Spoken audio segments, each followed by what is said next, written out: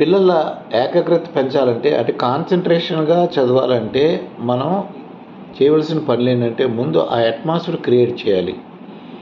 వాళ్ళకి ఏ విధమైన డిస్టర్బెన్స్ లేకుండా వాళ్ళకి చదువు పట్ల ఆసక్తి ఉండేలాగా అంటే ఇంట్లో ఎవరు కూడా సెల్ ఫోన్లు వాడకుండా నోటిఫికేషన్స్ ఆఫ్ చేసుకొని టీవీలు కూడా పెట్టుకోకూడదండి. టీవీలో రిలేటివ్స్ కానీ ఎవరున్నా సరే మనం ఒక 6 to 8 అనుకున్నాం అనుకోండి, లేదా 7 to 9 ఒక 2 hours అది వెరీ ప్రైమ్ టైం అని అనుకుని 2 hours మనం కూర్చొని తప్పకుండా అవి అంటే ఈ సోషల్ మీడియా గురించి కానీ టీవీ గురించి కానీ సెల్ ఫోన్ ఏమీ లేకుండా చూసుకోవాలి. అసలు ముందు మనం ఏం చదవాలి, ప్రయారిటీస్ ఏంటి, ఏ సబ్జెక్ట్ ముందు చదవాలి, దాంట్లో ఎక్కడ విధంగా ముందుకు వెళ్ళాలి, ముందు ఆ సబ్జెక్టు మనం చేయవలసిన ఎగ్జామ్స్ ఏది ముందు అంటే ప్రయారిటీ ఆఫ్ ది సబ్జెక్ట్ ఉండాలి మనకి.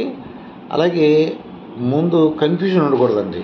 ఒకేసారి 4-5 సబ్జెక్టులు చదువుకోవాలి అన్న ఆలోచన ఉండకూడదు.